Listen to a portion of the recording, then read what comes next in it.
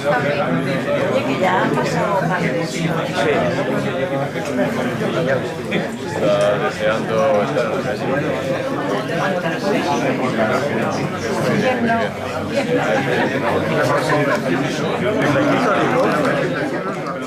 Sí, sí, está esperando para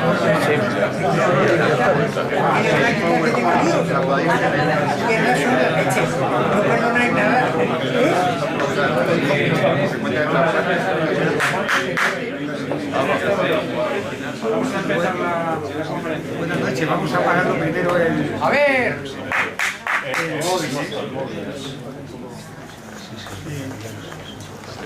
Bueno, el conferenciante de esta noche es Javier Ordóñez Rodríguez. Es licenciado en Ciencias Físicas y también licenciado en Filosofía. Es catedrático de Lógica en la Universidad Autónoma de Madrid. Está especializado en Historia de la Ciencia. Tiene colaboraciones con el Instituto Max Planck de Berlín, con la City University de Nueva York y también con el Instituto de Monterrey, el Instituto Tecnológico de Monterrey y otras instituciones extranjeras. Es autor de muchos artículos y de algunos libros sobre astronomía y ciencia, sobre ciencia y astronomía. Y ha dirigido, y esto también es muy importante, un buen número de tesis doctorales. Es un trabajo bastante arduo y minucioso. Quiero destacar aquí en Javier Ordóñez su formación científica y su formación también humanística, porque él es científico y filósofo, de cierto modo. Es un poco la investigación de lo que son las cosas y también qué sentido tiene de la vida, de la filosofía. Y ahora me acuerdo de una frase de Hegel que dice: todo lo real es lógico y todo lo lógico es real. O sea, todo lo que ha pasado es lógico que pasara, tenía que pasar, y todo lo que sea lógico tiene que pasar, decía él. Es un poco, me refiero a la unión del sentido filosófico y científico. Bueno, la conferencia de hoy se llama Historia de la Astronomía Árabe o de la Astronomía Islámica. Pues nada más, Javier, te escuchamos.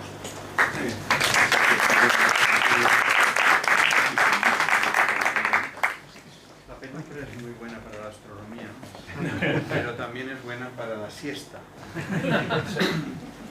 De todas maneras, la tradición astronómica hace que los astrónomos sean las personas que menos duermen, porque tradicionalmente en los observatorios astronómicos había un individuo con una campana que despertaba a los observadores cuando se despejaba el cielo.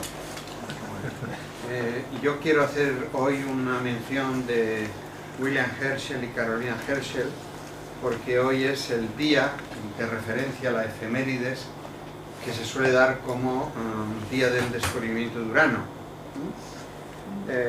Cosa que es completamente falsa, es decir, es una cuestión de apaño de efemérides, porque en realidad el descubrimiento de Urano duró mucho tiempo y hubo mucha discusión si era un planeta o era un cometa o cosas. Bueno, no, si era un cometa o era otra cosa, hasta que descubrieron que solo podía ser un planeta. Con lo cual yo calculo que no me habrán invitado ustedes a hablar en este día por lo de la efeméride de Urano, pero sí porque alguien aquí, Guadalupe, que es la que me convenció para dar esta charla, podían interesarse algo sobre un programa historiográfico que nos ocupa a los historiadores desde hace muchísimo tiempo, que es el Estatuto de la Ciencia Islámica en el contexto general de la historia de la ciencia. Y dentro de ese estatuto, la posición de la astronomía dentro de lo que puede ser la cantidad enorme de conocimientos que se desarrollaron en un lapso de tiempo que es cercano a los 800 años. Esto que verdaderamente vamos a tratar aquí. En primer lugar, el problema del nombre. Es muy fácil que nos despistemos y consideremos que hablar de astronomía árabe y astronomía islámica es lo mismo. Habitualmente en el ámbito coloquial se puede considerar que son equivalentes, pero desde el punto de vista historiográfico no son equivalentes, puesto que lo árabe y lo islámico tiene un sesgo bastante diferente. Lo árabe es étnico, cultural, referido a una parte de lo que puede ser el contexto de todo lo que es el mundo musulmán, e islámico es una concepción cultural que engloba todos los países, todas las culturas que caen dentro de lo que puede ser la influencia musulmana. Por ejemplo, lo persa, por ejemplo lo egipcio, por ejemplo lo bereber, por ejemplo lo hispánico, por ejemplo lo mogol, por ejemplo lo turco. Nada de eso es árabe, y sin embargo en esos contextos se desarrollaron gran parte de la actividad científica que nació y se desarrolló amparada por la cultura musulmana. Con lo cual, hemos puesto el título primero de astronomía árabe y ahora pongo el título de astronomía islámica para corregir un poco ese error mío primero de hablar de una manera coloquial y después que pueda considerarse que tiene una cierta borrosidad.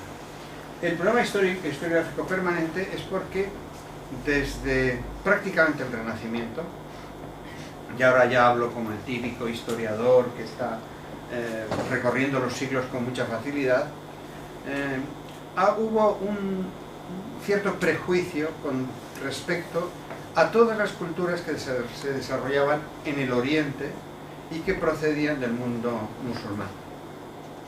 Y ese prejuicio que se fraguó en el Renacimiento y que tuvo una versión política, en el sentido de que todo Occidente, que había nacido y se había desarrollado en la Edad Media, se sintió amenazado por el Oriente, sobre todo por el vigor del Imperio Otomano, comenzó a ver con ciertas reticencias el mundo oriental. Esto ya se había desarrollado durante las cruzadas, desde el siglo XI, el siglo XII, había una especie de malquiescencia entre cristianos y musulmanes, que llevó a unas guerras infinitas de las que no les voy a hablar en absoluto, pero como la secuela cultural es que en el Occidente se consideró que el mundo musulmán era un mundo sospechoso, y sobre todo a partir del XVI, a través de lo que podía representar el Imperio Otomano. Entonces, muchas veces el Renacimiento consideró que Occidente tenía sus parientes más legítimos en el mundo griego y latino, y que todo lo que había ocurrido entre el mundo griego y latino y el siglo XVI era cuestión mejor de ser olvidado, porque realmente lo que había era muchísima confusión, un abandono de lo que podían ser las grandes ideas y los grandes ideales griegos y romanos y este tipo de cuestiones. Es decir, se estaba reinventando la historia desde el siglo XVI. Y las primeras víctimas de esa manera, de esa reescritura, fue que se omitió la gran parte de la cultura que se había desarrollado durante la Edad Media, que desde el punto de vista europeo, desde el punto de vista de lo que se estaba gestando en el mundo occidental, procedía de una época de oscuridad, pero que, oscuridad aparente, yo soy muy poco partidario de considerar que la Edad Media sea una época muy oscura, pero que en el caso del musulmán no solamente se hacía la injusticia de considerarlo como una época oscura, sino que además se olvidaba todo lo que Occidente había heredado del mundo musulmán. Es decir, que en el siglo XVI comenzó como la gran mentira occidental, en el sentido de no debemos nada a la cultura musulmana, o bien la cultura musulmana ha sido simplemente como el botón sacarino, ¿verdad?, que ha cogido cosas de la cultura china y las ha traído a Occidente, pero en realidad no ha intervenido para nada, o bien ha salvado los libros de la cultura griega, los ha traducido al árabe, pero no ha aportado nada más que la traducción, y al final, cuando llegaron esos mismos libros al mundo occidental, esos libros adquirieron la relevancia que podían. Es decir, hay una enorme injusticia en el tratamiento de la cultura islámica, porque realmente hicieron cosas que contribuyeron seriamente al desarrollo de la ciencia europea a partir del siglo XVI. Entonces lo que vamos a ver aquí es simplemente una pequeñísima muestra, y además de una manera hasta cierto punto muy trivial y muy sencilla, de lo que puede ser el mundo de la astronomía islámica, fundamentalmente porque dentro de la panoplia de ciencias posibles que tiene el Islam, la astronomía ocupa un papel fundamental. Bien, en primer lugar vamos a hacer unas consideraciones breves y muy sencillas acerca de lo que es la geografía del Islam. Esto es lo que aparece en verde, es lo que forma en el siglo VIII todo el desarrollo, toda la expansión de la cultura islámica. Como ven ustedes, España está completamente dominada por esa cultura, y lo que hay dentro de la línea roja es el antiguo imperio de Justiniano. Es decir, en realidad la cultura islámica conquistó gran parte de los territorios que pertenecían al imperio de Justiniano, que Justiniano lo tienen ustedes que localizar en el siglo VI, y esto ya es del siglo VIII, es decir, de los años 700 y pico, ¿no? Bueno, esto quiere decirse que la expansión musulmana comienza en esta zona, donde, a decir de los historiadores jocosos, dice, no había nada, ¿no? Hombre, algo debía de haber, porque algo tan expansivo como la cultura musulmana no se fragua de la noche a la mañana, es decir, esto es evidente. No vamos a insistir sobre este asunto, vamos a tomarlo como un dato. Ahí salió un impulso enorme, una religión nueva, una religión monoteísta, una religión basada en un libro. Tampoco vamos a discutir si ese libro lo escribieron o simplemente fue de tradición oral como Homero y la Ilíada, y solo al cabo del tiempo se vertió a la literatura escrita. Eso tampoco lo vamos a ver, pero lo que es cierto es que el Corán era un libro organizado, y que esta cultura que sale de esta península arábiga, que es una cultura muy interesante desde el punto de vista arqueológico, se encuentra con una cultura enormemente rica, pegada a esta cultura, que es toda esta parte. Y toda esta parte es, no solamente esta parte, sino toda esta parte, es decir, lo que es Persia, la antigua Persia, Babilonia, Mesopotamia, etc., es una zona culturalmente de una riqueza extraordinaria. Es decir, aquí había muchísimas ciudades griegas, fundadas algunas de ellas por Alejandro Magno. Y no solamente eso, si ustedes ven esta especie de línea roja, esta línea roja no se mueve durante siglos, porque habitualmente es el fin del Imperio Romano, con lo cual significa que hay una emigración continua de toda esta parte hacia esta parte, producido por las diferentes y sucesivas problemas políticos que existen dentro del Imperio Romano, e incluso de carácter religioso. Es decir, las persecuciones de muchos cristianos de carácter de origen griego en el Imperio Romano llevan a el desplazamiento de esos cristianos a esta zona, que está extramuros del Imperio Romano, con lo cual no le afecta la ley romana. Pero no solamente eso, sino a partir del siglo IV esa emigración se acentúa por la presión que supone la expulsión de los sabios, podríamos decir, de las academias, ¿no? El ejemplo clásico, que lo tienen ustedes desde el punto de vista cinematográfico, es la vida de Hipatia, y todos los individuos que rodean a Hipatia. Hubo una gran emigración de Alejandría hacia estos territorios. No solamente eso, sino que además muchísimos individuos considerados heréticos por los cristianos, sobre todo los nestorianos, también emigran a esta zona. Los nestorianos eran gente muy culta, dedicada fundamentalmente a la medicina, con lo cual en esta parte del mundo, extramuros del Imperio Romano, comienzan a florecer ciudades griegas con unas grandes bibliotecas, grandes hospitales e incluso pequeños observatorios. Es decir, que desde ese punto de vista, lo primero que se encuentran estos individuos que suben hacia el norte son con una cultura extraordinariamente floreciente, que es la cultura griega, extramuros del Imperio Romano.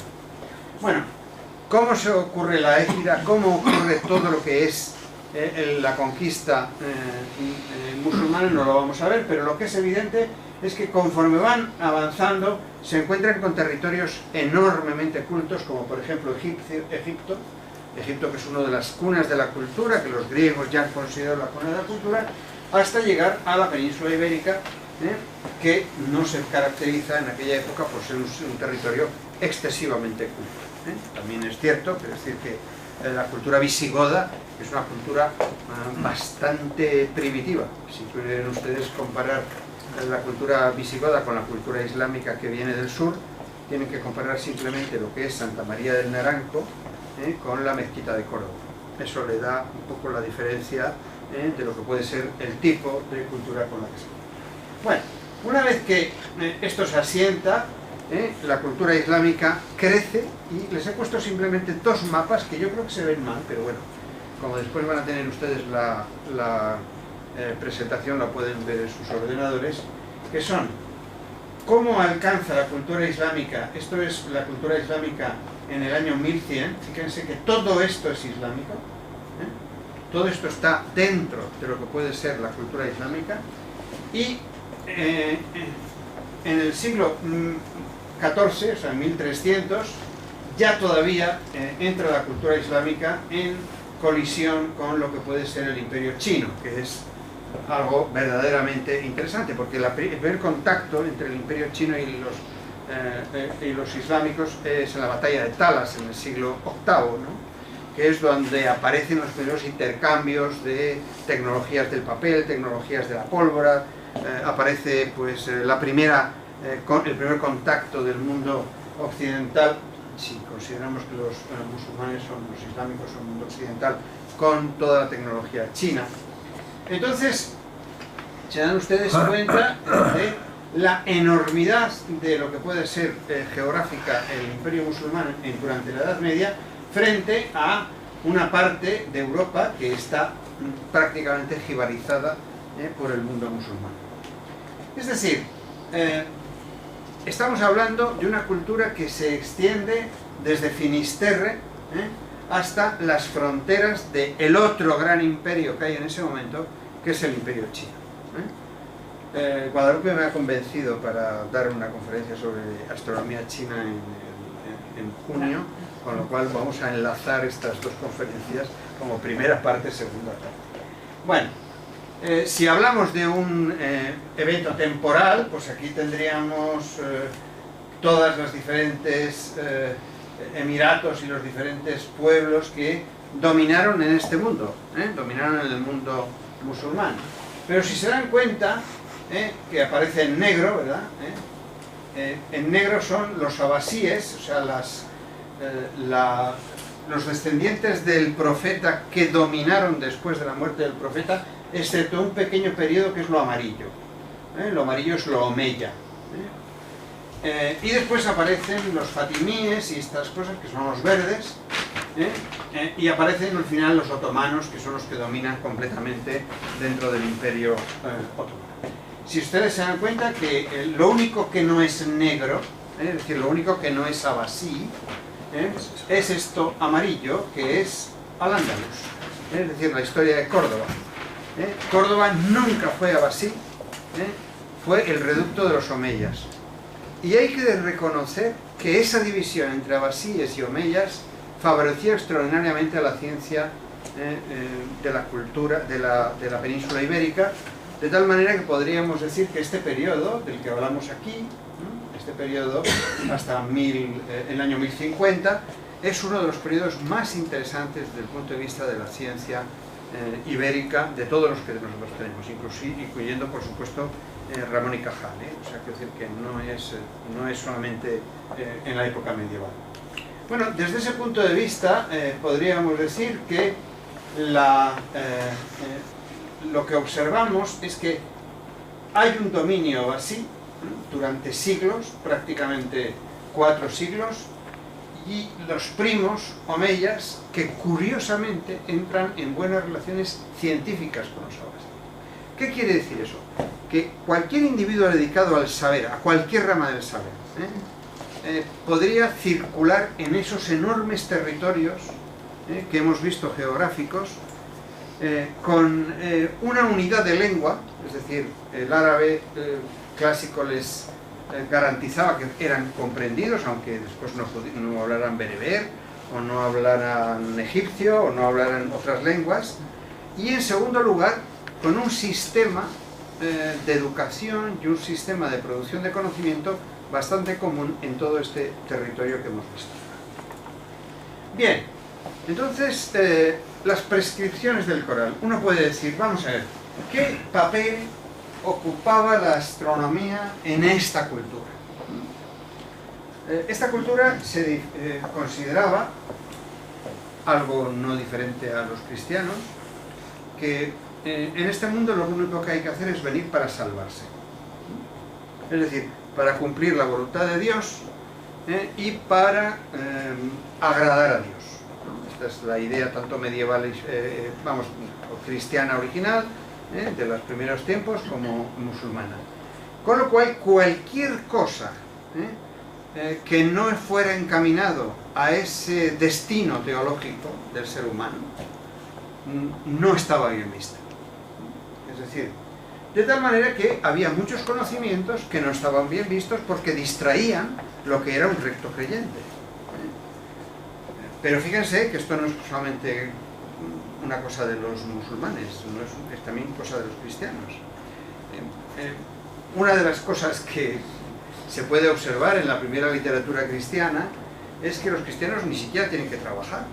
Si total se van a morir, lo que quieren es ir al cielo, pues entonces cuanto antes mejor, ¿no? Entonces, valle de lágrimas y este tipo de cosas.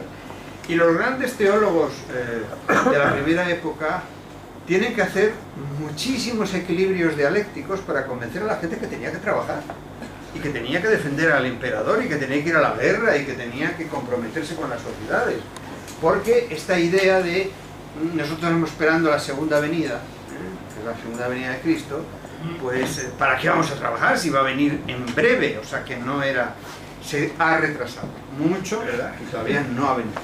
Bueno, pues, pero ese mismo espíritu de legación existía en el mundo musulmán. De tal manera que había una distinción entre ciencias que provenían de Dios y ciencias que provenían de la gente, del mundo, de la naturaleza. Las de Dios estaban muy bien vistas, la teología, la retórica, la filosofía, y después estaban los conocimientos que estaban muy mal vistos, que eran todos los demás. Pero de entre todos los demás había uno sorprendentemente interesante, que era el único que se rescataba de todos los demás.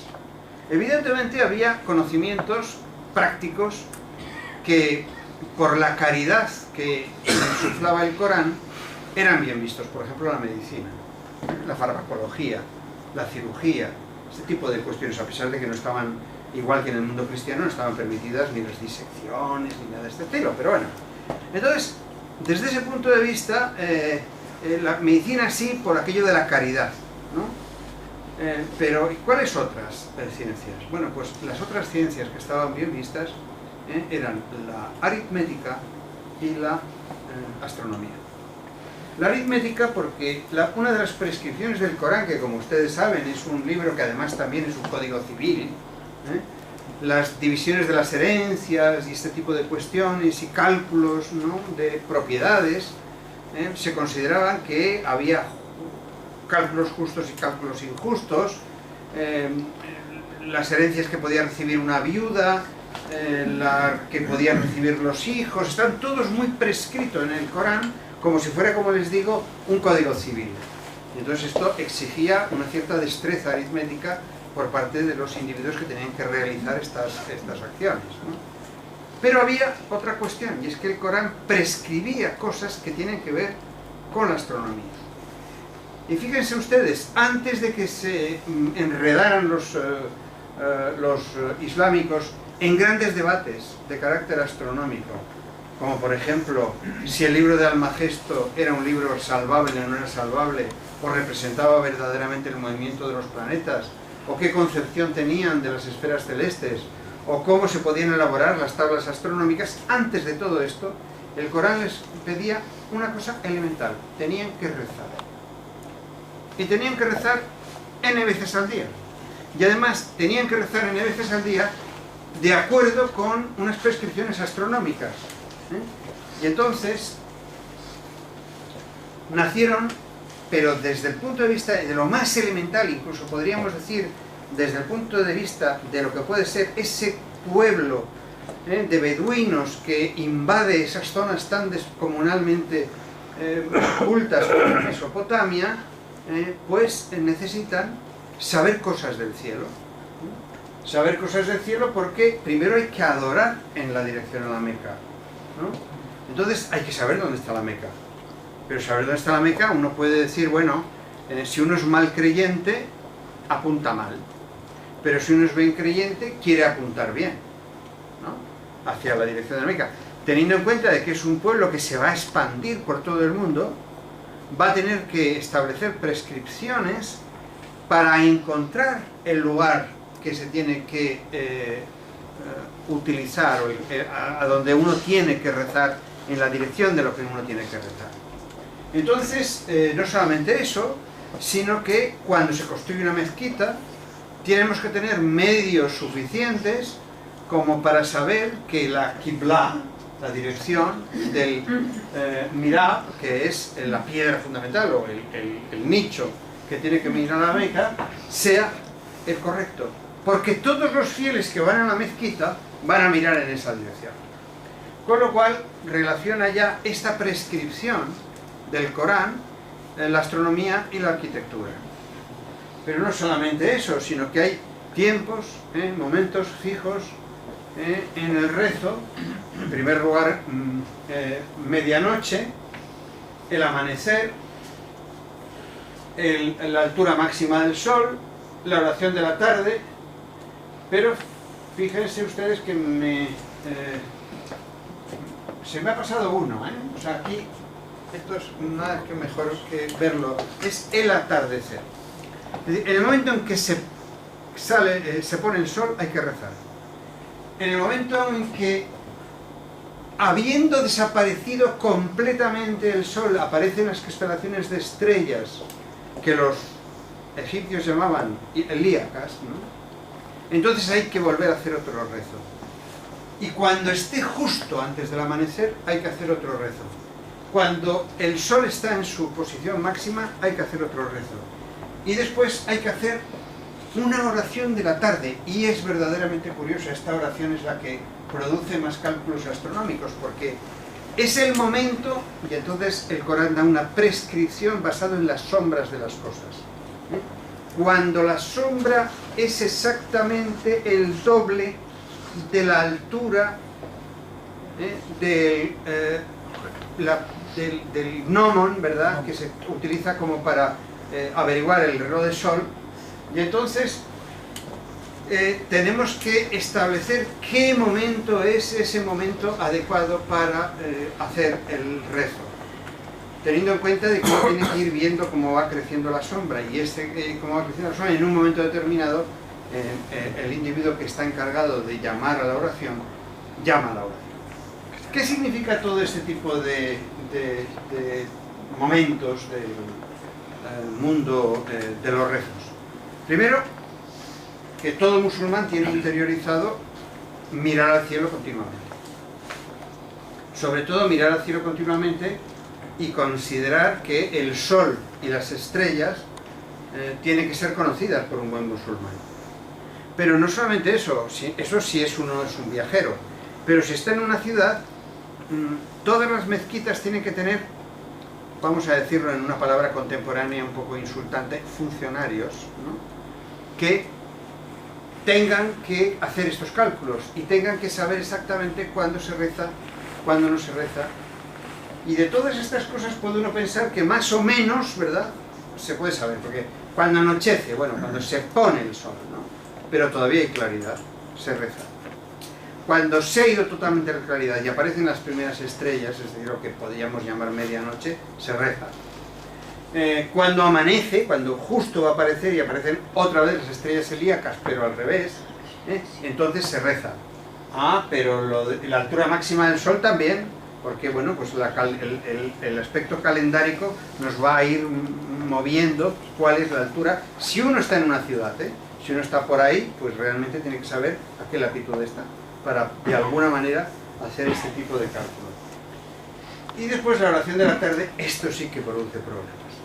Es decir, la oración de la tarde requiere destreza en los individuos que están haciendo el cálculo de sombras. Con lo cual se desarrollan manuales escritos que circulan en todo el mundo musulmán para hacer el cálculo de esta oración de la tarde. Pero por otra parte se considera que los musulmanes tienen que conocer bien las estrellas nocturnas, porque son el único procedimiento de noche para poder orientarse los viajeros. De tal manera que verdaderamente es necesario que estas estrellas están bien conocidas y bien registradas, y haya soportes donde los viajeros puedan conocer este tipo de estrellas. Y después, finalmente, el Ramadán. El Ramadán es, como saben, el 9º mes del calendario musulmán, y ese 9º mes requiere una prescripción de ayunos que están determinados por el anochecer y el atardecer. Y que mientras haya sol no se puede hacer nada prácticamente, no se puede comer, no se puede beber, no se puede nada. No voy a decir más cosas, pero eso lo saben todos, ¿no? Cuando llega el fin del día, entonces se puede beber, se puede comer. Pero ¿quién decide cuál es el comienzo y cuál decide cuál es el final del ayuno de cada día? El mismo individuo que hace todas estas llamadas a la oración. Entonces hay prescripciones en el Corán, ¿verdad? Que dice, cuando no se pueda distinguir un hilo blanco de un hilo negro, ¿verdad? Se puede romper el ayuno. Esto, para un auténtico funcionario de una mezquita, es un insulto. Porque realmente lo que hay que hacer es decir exactamente cuál es el momento horario en que se aparece el sol y desaparece el sol. Por otra parte, los musulmanes viven en un mundo como los cristianos en aquella época, es decir, estamos hablando de la Edad Media, donde el día se divide en 24 horas. Hasta ahí, perfecto. La única diferencia es que 12 horas son de sol, de luz, y 12 horas son de sombras. De tal manera que las horas son siempre desiguales. Es decir, las horas se dividen los periodos de luz. Los periodos de luz significa que en verano son larguísimos y las horas son larguísimas. Y las horas nocturnas son muy pequeñas. Mientras que en invierno las horas nocturnas son muy largas y las diurnas son muy cortas. Que es exactamente igual que en lo que puede ser la descripción relojera benedictina. De tal manera que al final se asocian los rezos a las horas, no al comportamiento del sol. Es decir, si hay un día nublado y no se puede ver cómo es el sol, pues entonces se hace un cálculo de las horas desiguales. Con lo cual significa que este comportamiento, esta sabiduría, como les digo, básica, todavía no es teórica, ¿no? De los musulmanes con la astronomía, es un conocimiento que está relacionado con prescripciones que tienen que ver con la división del tiempo, no solamente el comportamiento de los astros. Entonces, el comportamiento de los astros da suficiente información para que se pueda hacer división del tiempo cada día, se vea o no se vea el sol, se llueva o no llueva, esté oscuro o no esté oscuro, haya tormenta o no haya tormenta, porque hay que rezar igual. Cuando hay tormenta y uno no sabe si el sol está en su cenit, entonces lo que tiene uno que hacer es calcular todo el conocimiento acumulado, horario, de lo que puede ser el comportamiento de cada uno de los días del año. Con lo cual significa que esto da lugar a simplemente estos usos religiosos del Corán, da lugar a una enorme cantidad de conocimiento acumulado que se va difundiendo entre todas las ciudades del Islam. Después el calendario musulmán es un calendario que ustedes conocen perfectamente, es un calendario lunar, pero es un calendario curioso que tiene un origen y probablemente un raigambre de tradición sumerio-babilonia.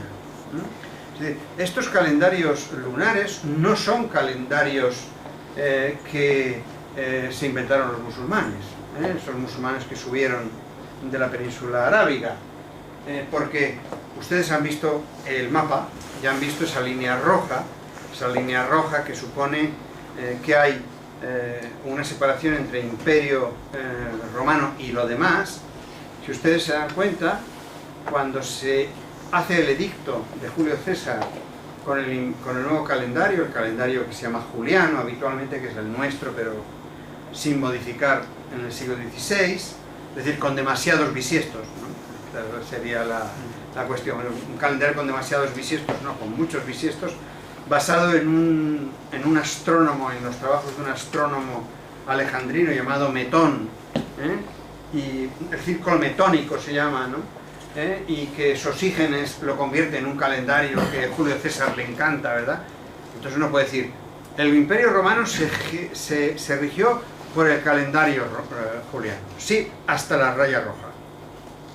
De la raya roja para la parte mesopotámica seguían los calendarios de carácter sumerio babilonio, que eran calendarios, habitualmente calendarios lunares. Es evidente que tenían una idea clara de lo que era el año sidéreo. Podían calcularlo mejor o peor, pero ellos sabían que el Sol tenía una trayectoria distinta y una secuencia distinta a la Luna. Eso es evidente, eso lo sabían los sumerios, lo sabían los egipcios, lo sabían todos, porque eran grandes astrónomos. Pero cuando los musulmanes llegan a Sumeria, adoptan el calendario de la zona, y el calendario de la zona es un calendario lunar. Es la razón por la que el mundo musulmán es un mundo enormemente lunar, porque además todas las prescripciones del Corán tienen que ver con la secuencia mensual, lunar, no con la secuencia anual. Una vez al año hay que hacer un ayuno, el Ramadán, pero tiene que ser el mes noveno. El mes noveno lunar. Entonces, utilizan toda la tradición babilonia para casar un tipo de calendario que les es enormemente útil. Y como ven ustedes, no hay tanta diferencia entre los años gregorianos y los años musulmanes, desde ese punto de vista, o sea, porque se van corrigiendo. Pero es interesante que reflexionen eso, es decir, los musulmanes no adoptaron el calendario juliano sencillamente porque la cultura que se encontraron más poderosa, que era la cultura sumeria, los herederos de la cultura sumeria, de los babilonios, los persas, etc., habían adoptado ese tipo de calendario lunar, que además tenía un cierto carácter sexagesimal en todos los cálculos que se podían hacer. Bien, y después otra cosa importante, que también tiene que ver no con los grandes debates teóricos de la astronomía, sino con lo que es la vida cotidiana, es la astrología.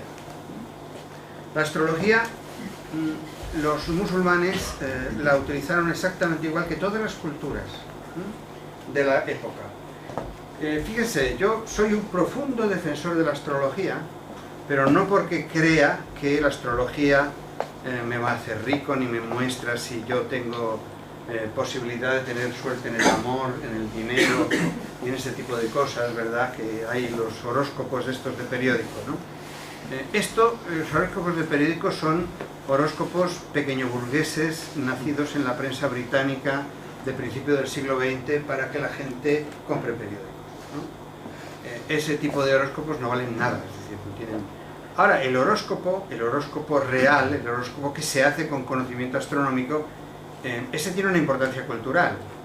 Tiene una importancia cultural en todas las culturas, o sea, desde China hasta la cultura maya, o sea, todo, y se basa en una idea que es razonable. Yo lo que defiendo es que es razonable la idea, aunque no sea verdadera, que es suponer que lo que ocurre en el cielo influye sobre las cosas que pasan en la tierra.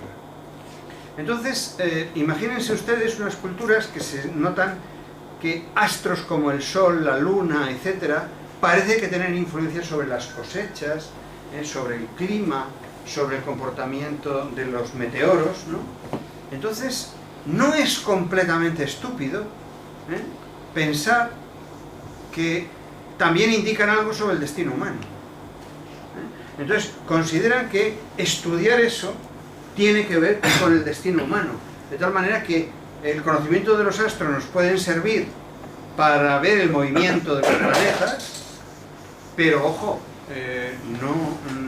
no significa que además puedan tener algún otro tipo de simbología. Fíjense, para que se hagan una idea, siempre conocemos a Ptolomeo como el autor del Almagesty, o sea, el libro más grande jamás escrito, Almagesto, la corrupción cristiana de la palabra árabe, o sea, la corrupción latina más bien que cristiana. Bueno, pues entonces uno puede pensar, el Almagesto era el gran libro de astronomía, ¿no? Todos estudiaban el Almagesto. Es que Ptolomeo había escrito otro libro, que se llama Tetrabiblos, que es un libro de astrología, que el propio Ptolomeo consideraba tan importante como el Almagesto, que era la descripción de la forma de hacer cartas astrales, ¿no? Con los conocimientos astronómicos que tenía, que no eran pocos. Porque las cartas astrales, ¿para quién se hacían? Se hacían para un funcionario de banca que lee mientras desayuna el periódico y que quiere saber si esa semana le va a ir bien o mal en el dinero. No, eso ya les digo que es una corrupción contemporánea. Ustedes, ni yo, tendríamos horóscopo, porque somos don nadies. ¿Quién tenía horóscopo entonces? Los príncipes, los principales. Se hacía un horóscopo cuando se iba a entrar en una batalla, cuando se iba a fundar una ciudad, cuando se iba a hacer algún acontecimiento importante. Esos tenían horóscopos, porque el cielo, o sea, los cielos, no describían la vida de los miserables humanos que estaban en la tierra, sino de los colectivos. De los colectivos, de las naciones, de las ciudades, de los ejércitos, de las culturas, de los reinados. Entonces, ¿qué ocurría? Que la astronomía nutría de información para la elaboración de horóscopos. Aquí les he puesto, bueno, no se ve nada, ¿verdad?, como es normal, pero dos láminas, son láminas del siglo XVI, que son láminas interesantes porque indica que en el siglo XVI las culturas islámicas comenzaron a tener representación gráfica, cosa que no tenían antes, ¿no? Donde, cuando lo vean ustedes, porque aquí es el pie de foto, ¿verdad?, son los astrólogos rodeando a un personaje principal, ¿verdad?, haciendo cábalas, ¿verdad?, no cábalas, la palabra es esa, haciendo horóscopos acerca de lo que iba a pasar con este individuo. Este individuo nada menos es Alejandro Magno. Esto es una lámina del siglo XVI, de origen persa. Pero los persas representan a Alejandro. Representan a Alejandro. De tal manera que consideran que Alejandro sí tiene horóscopo. Porque Alejandro es un emperador, es un rey, es un general, es un individuo que tiene una importancia histórica. Claro está, el siglo XVI, con respecto, fíjense ustedes, que es un acontecimiento concreto 19 siglos antes. O sea, que no es precisamente algo que históricamente sea fiable. Pero lo que indica es la gran importancia que se le da en la cultura islámica a la astrología, exactamente igual que en la cultura cristiana. O sea, Kepler era el astrólogo del emperador Rodolfo. Si ustedes fueran a Praga de la época de Kepler y preguntaban por el gran astrónomo Kepler, dirían, astrónomo no, será el astrólogo, ¿no? Porque le pagaban por hacer horóscopos y por calcular efemérides. No le pagaban por hacer las 3 leyes de Kepler. Eso los hizo en los ratos libres, ¿no? Pero realmente lo que se ganaba el sueldo haciendo astrología. Bueno, pues esta época es un siglo antes, ¿no? Y esto es una lámina que describe el funcionamiento de una colectividad de astrólogos que están haciendo el horóscopo para el nacimiento de un príncipe. Un príncipe, no se dice cuál, pero es un príncipe. Bien, y está muy bien hecha esta lámina porque se ven los astrólogos discutiendo, calculando, es decir, la astrología era una actividad que, ya les digo, podía ser basada en una hipótesis falsa. Pero una vez superada esa falsedad de la hipótesis, todo el desarrollo de la astrología era un desarrollo de carácter cuantitativo. Bueno, pues no lo ven aquí, ¿verdad? Porque ya veo que esto es un desastre de láminas, ¿verdad? A pesar de que son muy pesadas, son 3 megas cada una, pero claro, originalmente están en blanco y negro, o sea, originalmente en el libro de donde se sacaba, originalmente están en color, pero... Bueno, pues una de las cosas que llama la atención es que todos estos astrólogos, tanto estos como estos, miran a un instrumento, que es el astrolabio. Es decir, en todas estas láminas todo gira en torno a lo que les dice el astrolabio. Después veremos, el astrolabio es como la máquina de vapor para los occidentales, que es el icono de la revolución industrial. El astrolabio es el icono de la cultura islámica referida a los cielos. Es decir, es la mayor consecución, el aparato más fascinante que ha fabricado la cultura islámica. Y aquí aparecen los astrólogos todos mirando el astrolabio. ¿Por qué? Porque el astrolabio servía para todo lo que puede uno exigir del conocimiento de los cielos en aquella época. Tengan ustedes en cuenta que no vamos a hablar nunca de telescopios, nunca vamos a hablar de espacio profundo, nunca vamos a hablar nada más que lo que se ve con los ojos, o sea, a ojo desnudo. Y es fascinante la cantidad de cosas que se pueden saber en la astronomía de ojo desnudo. Yo no sé si ustedes lo hacen, pero yo no he dado cursos de astronomía práctica, pero sí cuando estaba en la cátedra de Monterrey, que han citado en la presentación, una de las cosas que yo hacía era sacar a mis alumnos al campo. En México es muy fácil porque no hay contaminación en la parte de Monterrey.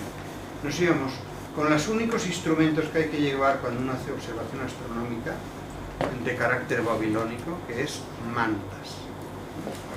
Es decir, nos llevábamos unas cuantas mantas cada uno y nos tumbábamos como si fuéramos babilonios a ver estrellas. Entonces yo les decía, tenéis que hacer lo que la humanidad ha hecho durante miles de años antes de que Galileo escribiera el Sidereus Nuncius, que es mirar los cielos a ojo desnudo. Y lo que se ve a ojo desnudo es espectacular. Lo que vieron estos árabes y estos islámicos, estos musulmanes, a ojo desnudo es absolutamente sorprendente. Hicieron toda la observación a ojo desnudo como hacían los demás, con la diferencia de que proyectaron sobre su conocimiento una capacidad tecnológica que Occidente no tuvo prácticamente hasta el siglo XVI. Bueno, pues entonces, ahora vamos a pasar al contexto histórico y constitucional e institucional. Yo no sé hasta cuándo están ustedes dispuestos a soportar esto. Porque yo lo que no quiero es que la gente salga corriendo a tomar cervezas y nos quedemos aquí. O sea, me paran. ¿Quién me tiene que parar? Sí, sí. Bueno, ¿Cuándo? continúe, que no me está gustando mucho. Es interesantísimo. Me está gustando mucho. Siga, siga. ¿Perdón? Es interesantísimo. Sí, pero eso es una apreciación que me consuela mucho. Esto yo como la hora del rezo cuando comienzo.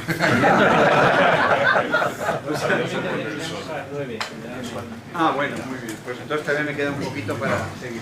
El contexto histórico es constitucional. Porque uno puede decir, bueno, eso está muy bien. Hemos hablado de las prescripciones astronómicas que aparecen en el Corán. Ya somos todos musulmanes, ya estamos deseando rezar hacia la Meca y cosas de este estilo. O sea, realmente es fascinante este tipo de cosas. Pero bueno, sería como denigrar y rebajar la importancia de la cultura islámica si nos fijáramos que todo es una cuestión práctica, de cuándo se reza, de cuándo se ayuna, de cómo se reza hacia la Meca, etc. No, la astronomía entró por la puerta grande en el mundo musulmán desde el comienzo. El califa Al-Mansur. Al-Mansur es como el más, el primero, el mero primero, ¿verdad?, de todos los abasíes, que se eliminó a los omeyas, que salieron corriendo hacia Occidente y llegaron a Andalucía y plantaron su tienda allí porque ya no había más donde correr. Es decir, porque si hubiera habido más tierras, hubieran puesto más tierras por medio, pero estaba el mar. Entonces, pues claro, ya no podían seguir corriendo, ¿no? Oye, podían haber ido a Francia y ¿A dónde? A Francia. Es que el musulmán tiende a ir hacia el este o al oeste, pero no hacia el norte. Esto es una cosa que lo tienen que ver. Porque cuando fueron hacia Francia les fue fatal. También fueron al norte. Les fue fatal. Yo creo que además de irles fatal, no les gustó nada el clima. Pero bueno, esto ya es una apreciación de Navarro, ¿no? Pero en principio sí uno se da cuenta de que los omeyas fueron hacia el este, hacia el este, hacia el oeste, hacia el oeste, hacia el oeste, hasta llegar al final. O sea, no podían pasar ya del oeste. Porque ellos, la cultura árabe es una cultura latitudinal. Que eso es interesantísimo, pero esto quizás daría lugar a otro tipo de consideraciones. Es una cultura latitudinal muy interesante. Para ellos la magnitud de la latitud es importante y de hecho vemos que hay estudio de la latitud de las ciudades musulmanas. ¿A qué latitud está cada ciudad? Es importante. ¿Cómo se medía la longitud? De la manera más, al principio de la manera más elemental, que es las jornadas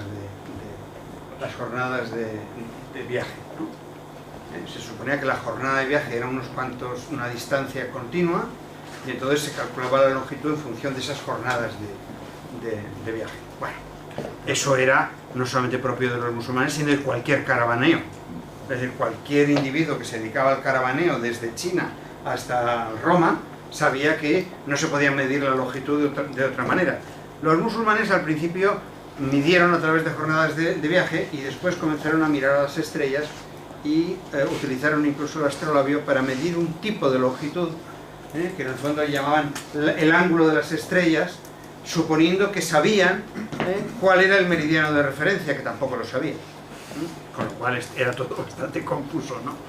Pero bueno, quiero decirse que Al-Mansur, fíjense ustedes que ustedes conocen Al-Manzor, pero no es el mismo, O sea, Al-Mansur es el primer califa abasí, funda la ciudad, y como no he tenido ninguna fotografía de Al-Mansur, no fotografía de él, sino de ninguna representación personal de Al-Mansur, porque estaba prohibido, saben ustedes, por el profeta, he puesto un dinar de oro de la época de Al-Mansur, que como ven, se dan cuenta, es la única moneda que se acuña en esa época que no tiene cara. Porque toda la tradición fenicia es que las monedas tienen que tener cara del propietario, del que manda, del mandamás. Y si se dan ustedes cuenta y ven monedas romanas, tienen una representación de un dios, una representación de un emperador, una representación de un principal.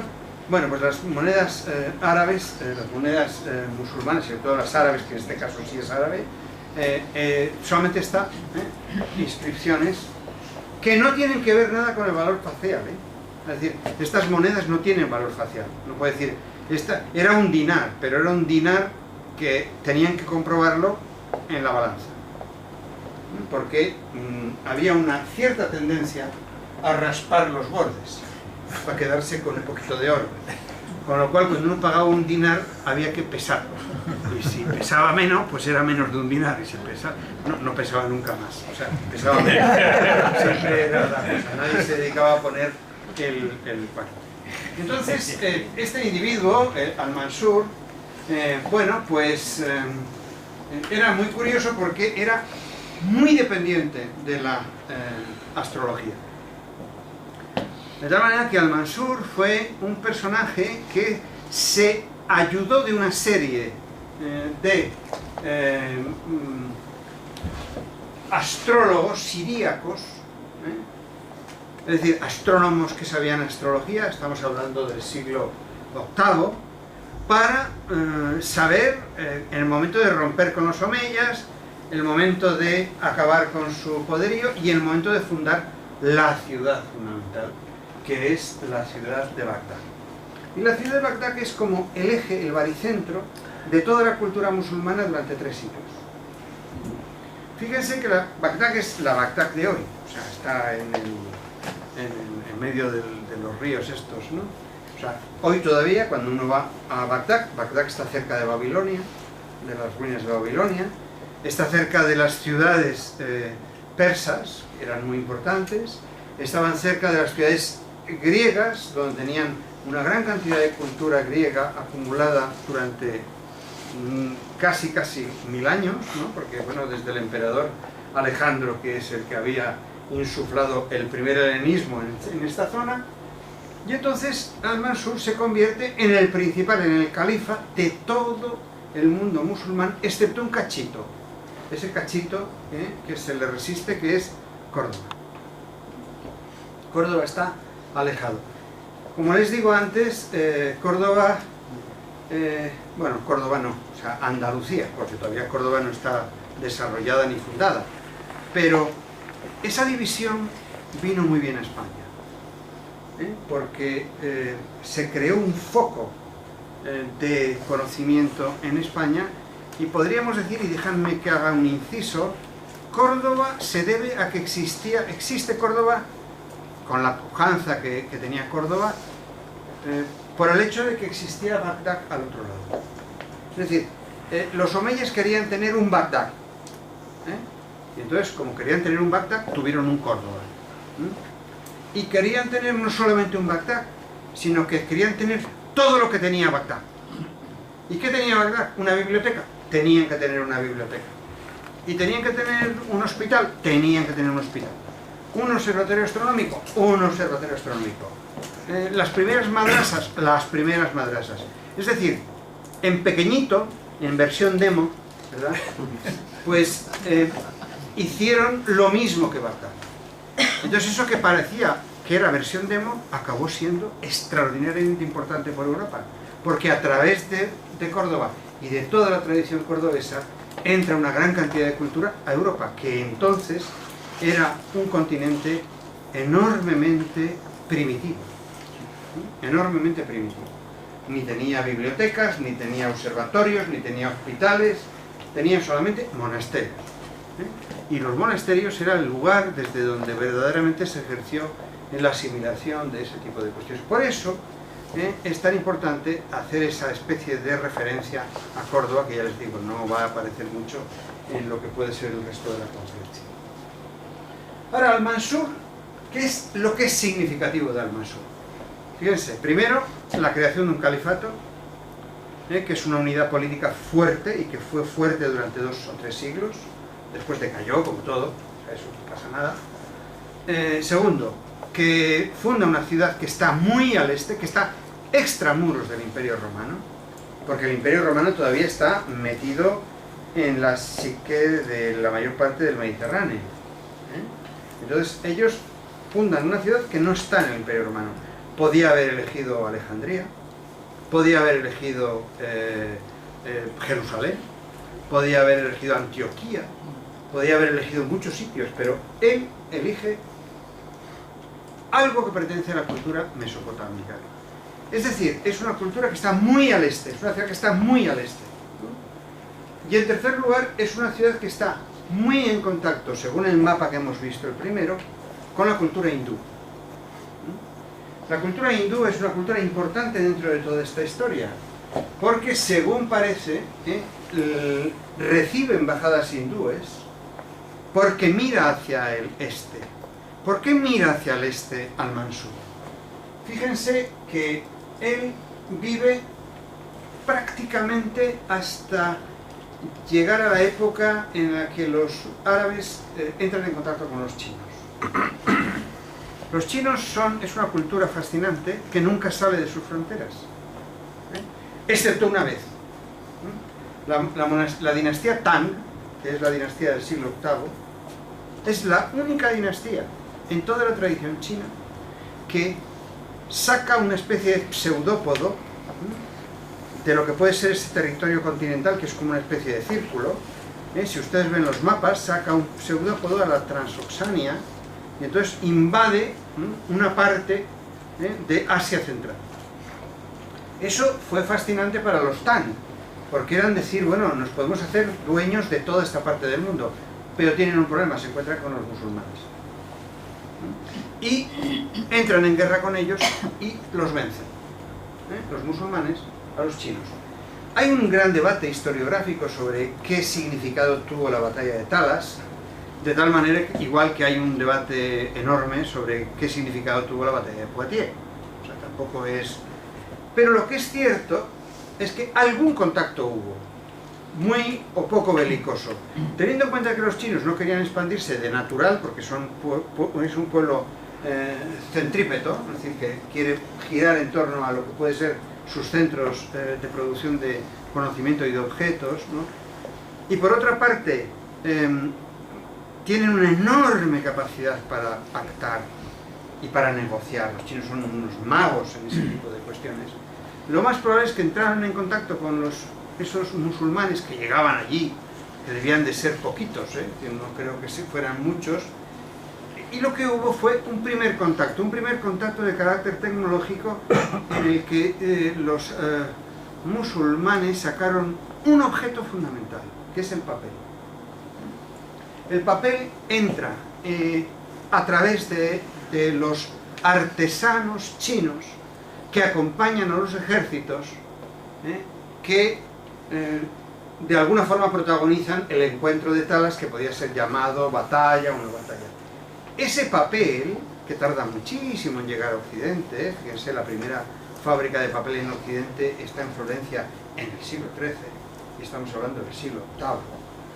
Ese papel viaja por el mundo musulmán, pero se convierte en algo interesante tecnológicamente hablando. Y eso explica que haya tanto interés en hacer un sistema de soporte que pueda ser un poquito más ligero que el soporte clásico de la época, que es el papiro. Fíjense ustedes que papel y papiro tienen la misma raíz. O sea, el papel es el papiro sin papiro. Es lo que se hace con lo que sobra, de trapos, de lo que sea, en fin, todas estas cosas que ustedes saben que se fabrica el papel, pero se puede fabricar en cualquier lugar. No es necesario pagar una fortuna por el papiro que viene de Egipto o viene del Mediterráneo. ¿Qué ocurre? ¿Esto qué favorece en el mundo musulmán? Y esto es importante: la difusión del conocimiento. Es decir, se pueden hacer tablas mucho más fácilmente. Es que el papiro es carísimo, el papel no. El papel se puede fabricar in situ. Ocurre con esa fabricación del papel, mutatis mutandis, lo que ocurre en Europa con la imprenta. La imprenta difunde el conocimiento, porque quita, digamos, el monopolio de los monasterios, ¿no? Y entonces puede difundirse el conocimiento mucho más rápidamente. Se puede difundir el conocimiento o la herejía, como en el caso de Lutero, que nadie puede explicar el éxito de Lutero sin la imprenta. Bueno, pues nadie puede explicar la difusión del conocimiento astronómico, que es un conocimiento cotidiano, tablas de sombras, si no hay un soporte mucho más barato que el papiro. Bueno, pues ese soporte comienza a difundirse lentamente en el mundo árabe, en el mundo islámico, y entonces eso explica que, bueno, pues estos musulmanes que llegan hasta la batalla, hasta la Transoxania, es decir, ahí en el río Talas, que es bastante al este, han tenido que pasar por una cultura que les llama la atención, que es la cultura hindú. Porque la cultura hindú es una cultura profundamente astronómica.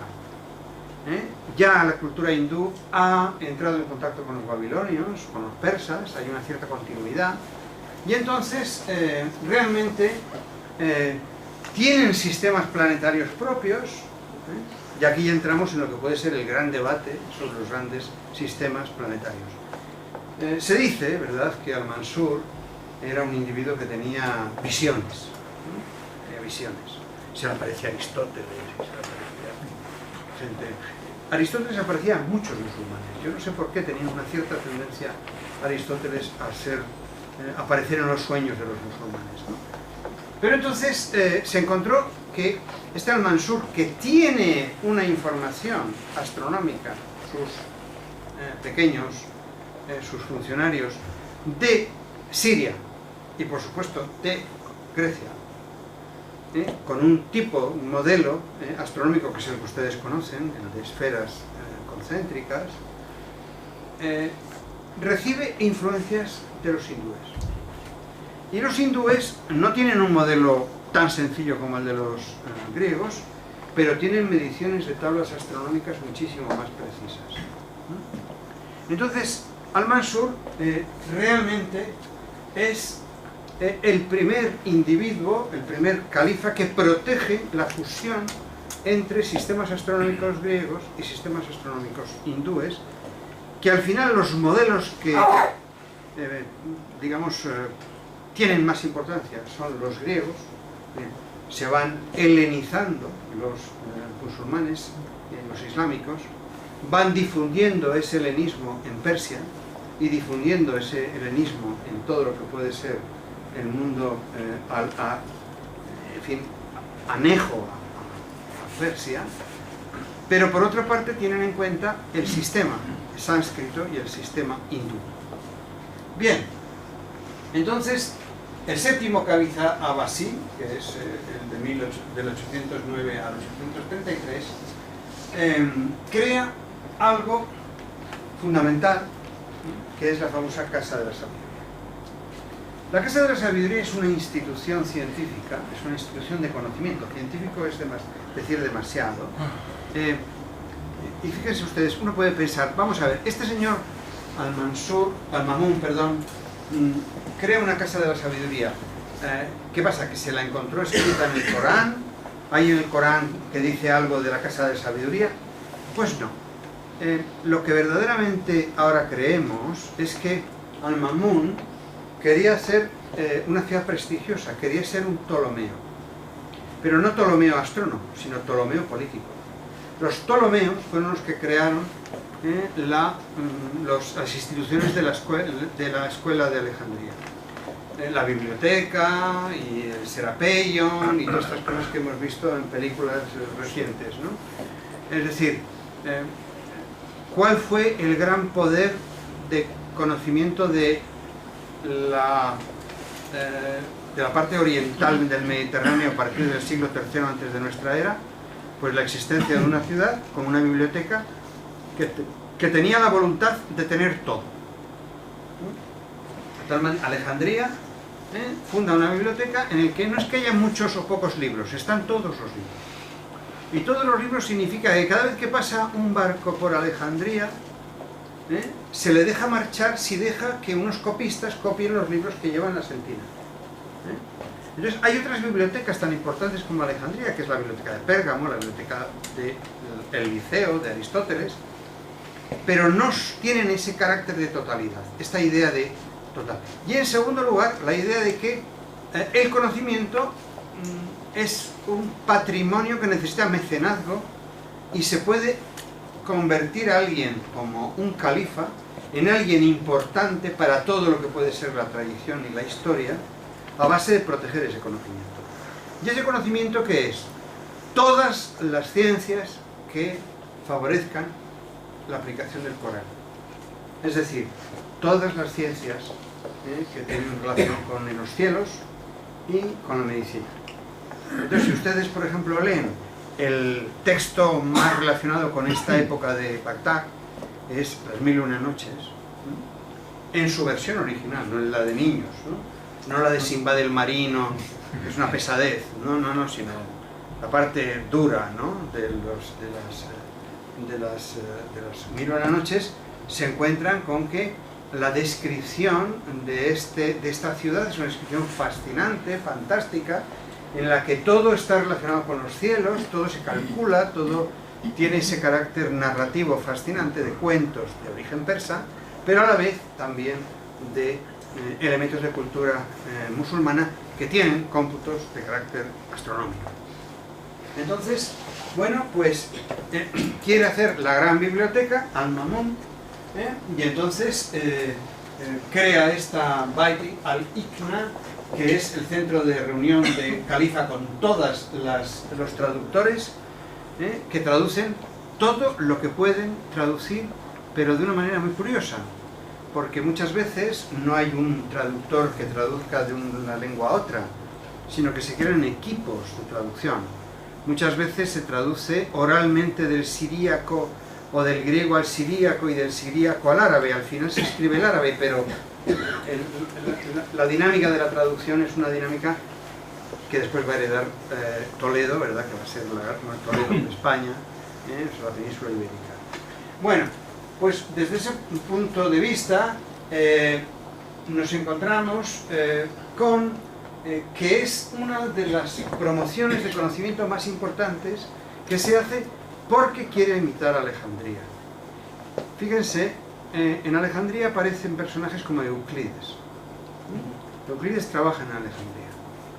Y en la Casa de la Sabiduría trabaja Al-Khwarizmi. Al-Khwarizmi. Al-Khwarizmi, que es un personaje que yo he tenido que poner aquí un sello soviético, porque no hay ninguna representación de Al-Khwarizmi, o sea, porque es como Al-Mansur, es decir, no... Pero sin embargo los soviéticos, pues sí, se inventaron una cara, ¿no? Entonces esa cara, pues, a partir de ahora es la de Al-Khwarizmi, ¿no? Yo creo que era mucho más feo, pero bueno, porque en general eran todos mucho más feos. Un individuo de Uzbekistán, pues, fíjense, es Uzbekistán, y sin embargo está en Bagdad. El poder de atracción de Bagdad es enorme, es como el poder de París del siglo XVIII. Todo el mundo quería ir a París, todo el mundo quería ir a Bagdad, y no solamente eso, sino que en Bagdad realmente lo respetaban.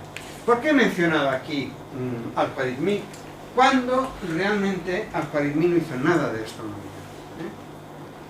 Bueno, pues porque Al-Khwarizmi permitió que los musulmanes superaran uno de los grandes obstáculos griegos, helénicos, para trabajar en astronomía. Uno de los grandes problemas que tenían los griegos, que tuvieron los griegos siempre, y los romanos no digamos, es el sistema de numeración. El sistema de numeración de los griegos y de los romanos era un sistema de numeración con letras, era una notación bastante dura. Fíjense ustedes los números romanos que aparecen en las puertas estas, ¿no?, famosas, ¿no?, que dicen, bueno, uno lo lee con dificultad, ¿verdad?, pero uno puede decir, bueno, es el año 1523. Sí, pero imagínense ustedes que quieren representar el número siguiente, 2.524.628, ¿no? Se pasan una tarde escribiendo y ya leyendo otra tarde. Entonces, ¿qué significa? Que los griegos eran buenos calculadores con una tradición babilonia muy interesante, que era lo que llamaban álgebra geométrica. Se llama álgebra porque después el álgebra verdadera es la que inventa el Al-Khwarizmi. Entonces, el cálculo visual era más fácil que el cálculo por números. Entonces, para hacer cálculos astronómicos, se tenía siempre que referir a cuestiones geométricas. Por eso, el elemento fundamental de una medición astronómica de un griego era la cuerda del arco, ¿no? Una cosa que al fin y al cabo es recta, se puede medir, con una longitud aparente. Bien. Bueno, pues uno de los grandes éxitos de esta cultura musulmana es que en el comienzo, porque eso no fue al final, en el comienzo, este señor es capaz de importar, mejorar y convertir en algo que se pueda manejar un sistema de numeración hindú, que es una notación decimal, posicional, olvidándose de todos los problemas que tienen las numeraciones romanas y griegas. Y esa numeración posicional está basada también en letras, ojo, no se pierden ustedes, el 1, el 2, el 3 eran antiguas letras del mundo musulmán. Entonces aparecen esos 9 números, del 1 al 9, que son los que llamamos, por lo menos yo lo llamaba así cuando era niño, cuarismos, y el cuarismo viene del nombre de Al-Khwarizmi, o sea, más el gran hallazgo, que ahora podemos discutir si lo copiaron de los hindúes, si se lo inventaron ellos, me da igual. O sea, los hindúes posiblemente tenían un 0, pero los musulmanes lo que hicieron fue convertirlo en algo que tuviera una enorme importancia a la hora del cálculo. Entonces inventaron una designación que le llamaban el Sfia, o sea, el 0, que podía representar un número en toda su totalidad. Es decir, que ya no era necesario hacer acotaciones de, bueno, aquí falta algo, pero usted cuidado porque aquí este hueco, no, simplemente se llena el hueco con un signo, que no es un número. Esto es otra cosa importante. O sea, y eso es lo que verdaderamente los musulmanes consideraron, o yo considero que eran geniales, ¿no? Que habían aprendido muy bien de los hindúes, que tenían un gran cálculo numérico, que es que hay 9 guarismos, 9 números y un 0, que es distinto. El gran problema de los debates matemáticos siempre es si el 0 es un número o no es un número, ¿verdad? En el mundo contemporáneo, en el mundo medieval no, en el mundo medieval el 0 no es un número, el 0 es un hueco. Es un hueco que se caracteriza. Entonces eso significa que les dio a todos los calculistas de carácter más teórico una enorme capacidad de progreso, de tal manera que, por ejemplo, en el siglo XIII, ya veremos quién, comienza a desarrollar una trigonometría plana y una trigonometría esférica, y a partir del siglo XIII las posiciones de las estrellas y las posiciones de los astros se dan por medio de una trigonometría muy bien desarrollada.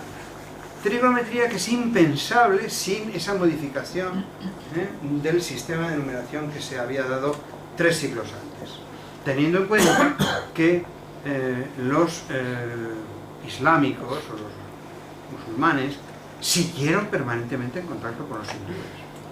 Es decir, no fue un contacto episódico, sino fue un cálculo nutricio mutuo, ¿no?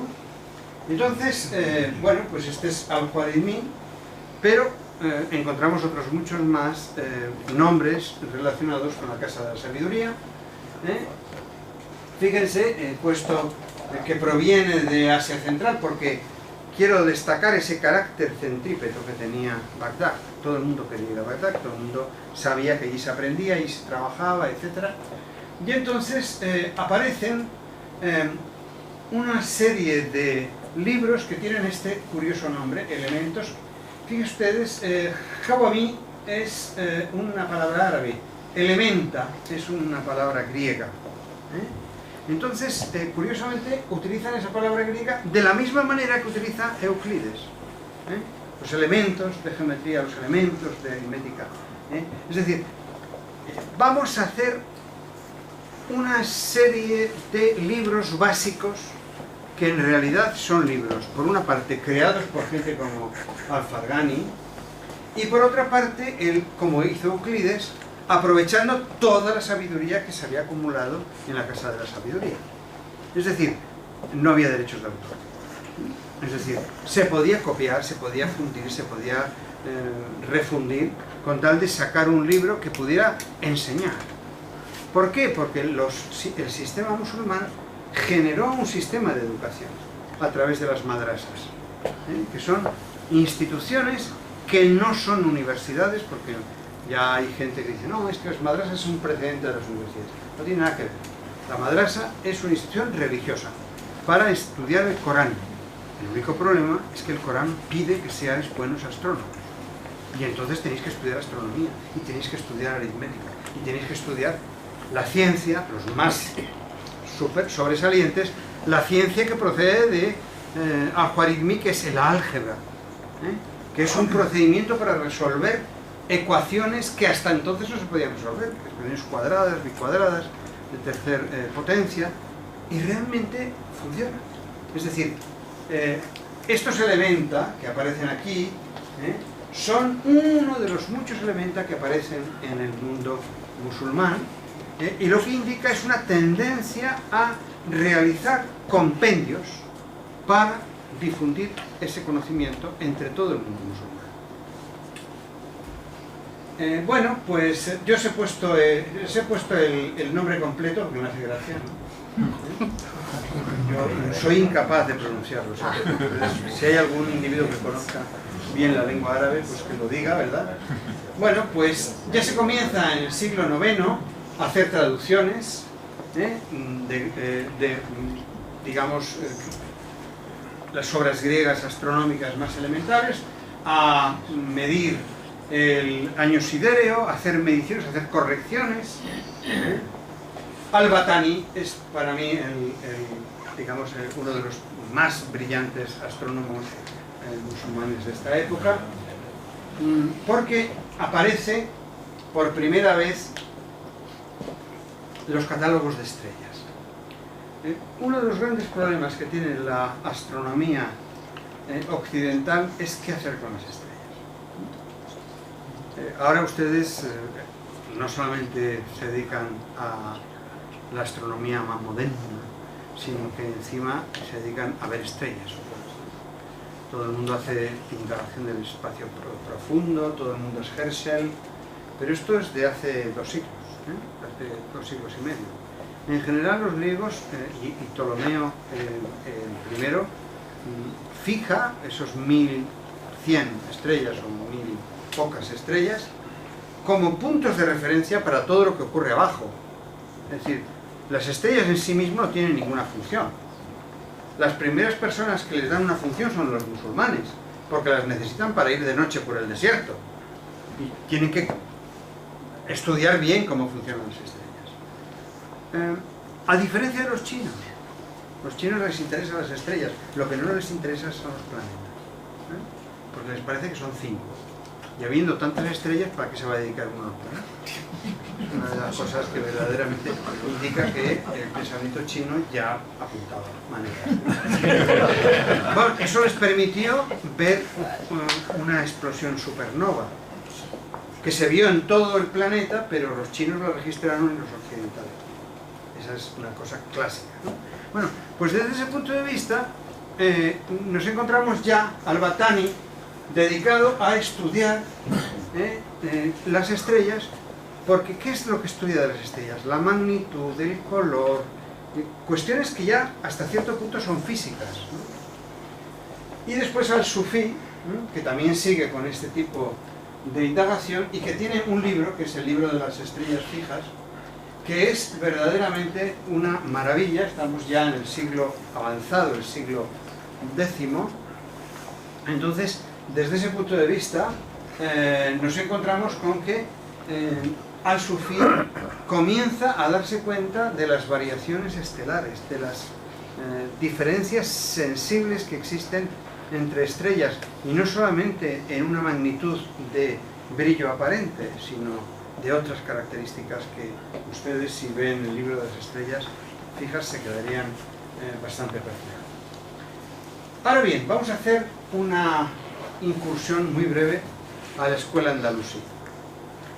Ese conjunto de omeyas que se había desplazado hacia el oeste, dio lugar a una cultura, a una subcultura musulmana muy empática con el resto.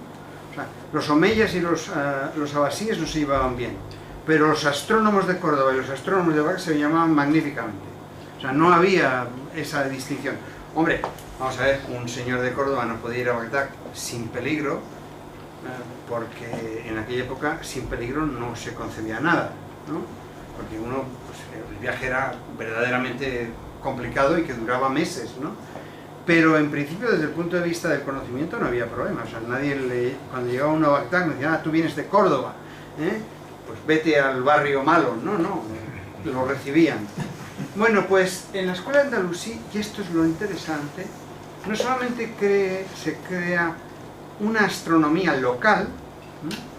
De hecho, hay grandes investigadores que han hecho estudio de esta astronomía local, por ejemplo Samsó, el profesor de la Universidad de Barcelona, que verdaderamente, uno puede decir, en la península ibérica se hizo muchísima indagación astronómica, muchísima análisis astronómico.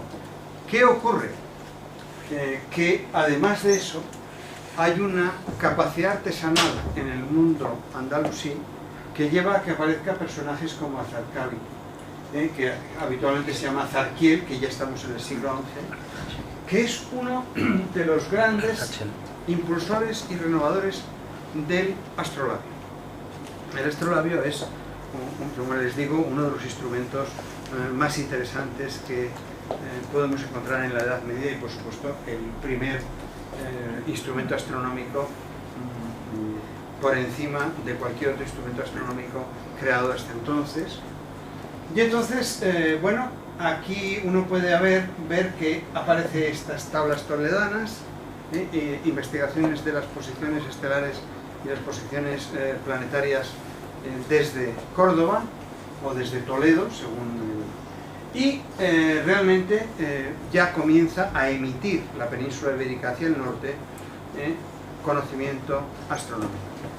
Pero lo que verdaderamente llama la atención de este Azarquiel es precisamente su capacidad para construir astrolabios. Bien, la escuela persa y otomana, evidentemente el primero es Al-Sufi, que ya lo hemos visto antes, lo he colocado en los dos sitios. Al-Biruni, que es un polígrafo, un individuo que es de una enorme cultura, de origen persa, y que escribe un libro interesantísimo, que es Tratado sobre la determinación de las coordenadas de las ciudades. Coordenadas, no latitud. Hasta entonces se hace solo la determinación de la latitud. A partir de Al-Biruni se hace la determinación de la longitud también de las ciudades, es decir, las dos coordenadas. ¿Para qué sirve eso? Para una correcta orientación de la Meca. Es decir, a partir de Al-Biruni se tiene un método para que cada vez que se levanta una mezquita se pueda hacer un cálculo exacto de la orientación de la Kiva. Es, fíjense, en el siglo ya X-XI, que uno puede decir, bueno, es muy avanzado, ¿no? Nos llevan 2 siglos haciendo astronomía, no mucho, O sea, porque, vamos, entre los primeros modelos astronómicos y Ptolomeo pasan 7 siglos. O sea, que tampoco hay que decir que estas personas necesiten más prisa, ¿no? Y esto lo que indica también es que este libro tuvo una cantidad de copias que solo se explican a través de disponer estos musulmanes de un soporte barato y versátil como el papel. Esto es interesante. Bueno, y después Al-Tusi. Al-Tusi es verdaderamente un individuo que dio o estudió ya, estamos en el siglo XIII, ya es, fíjense que se desplaza del interés de Bagdad hacia el este. Bagdad ya ha decaído, ha entrado en crisis, ya no está dirigido por los califas abasíes, va a caer en manos de los turcos en breve, es decir, y realmente ya todo se desplaza hacia el este, y entonces ya se comienzan a estudiar teóricamente las obras de Ptolomeo. Entonces ya se intenta corregir a Ptolomeo, pero corregirlo no en cuanto a las medidas de las tablas, sino desde el punto de vista teórico, es decir, cómo se mueven los planetas. Y comienza a haber un debate que es interesantísimo acerca de si el sistema de Ptolomeo describe lo que realmente ocurre o solamente es un modelo matemático que nos sirve para hacer cálculos. Es decir, que aquí y a partir de Al-Tusi aparece un debate que va a aparecer en el occidente en el siglo XVI, que es el debate de Copérnico. Y además, este es el mismo, o sea, no piensen que es otro, tiene una característica fundamental y es que crea un observatorio que ya está documentado como tal, hay otros observatorios pero no se han documentado, que es el observatorio de Maraga, que está en el Azerbaiyán, ¿no? Que es el primer observatorio del que nosotros tenemos noticia de para conseguir una mejora en la medición de las alturas y de los trabajos astronómicos, pudieran construir cuadrantes, o sextantes en este caso, de grandes dimensiones para que la precisión de las mediciones sea mayor, teniendo en cuenta que es a ojo desnudo. Estamos hablando del siglo XIII, en Occidente la primera vez que ocurre eso es con Tycho Brahe en el siglo XVI. Bueno, he puesto esta persona que es verdaderamente interesante, que es Al-Satir, que es, digamos, el momento cumbre de la producción de los astrolabios. Los astrolabios se convierten entonces ya en los objetos más preciados, ¿no?, por todos los astrónomos, ¿no? Y Al-Satir es el diseño más elegante de astrolabios que se conoce. Y después, evidentemente, si alguien va a viajar a Samarcanda ahora, ¿verdad?, este es el final realmente de lo que puede ser el esplendor de la astronomía islámica, que es la creación por parte de Ulugh-Bek del observatorio de Samarcanda. Yo la verdad es que me hubiera dado mucho por ir a Samarcanda, creo que ya no iré, en todas cosas porque los alumnos míos fueron y me trajeron fotos, ¿no? Y esto, como uno no puede... Yo pienso también que Felipe II no fue nunca a México y le traían cosas, ¿no? Pues yo me siento Felipe II en ese sentido, que me traigan fotos y que yo los veo, ¿no? Ir a Samarcanda es... en fin. Entonces, luego veremos... bueno, luego ya no sé si... No, pero perdone, yo nada, esto lo acabo inmediatamente. Les había preparado una descripción del astrolabio. Ustedes seguro que todos conocen cómo funciona el astrolabio. Yo tengo uno. Tengo uno árabe y uno occidental.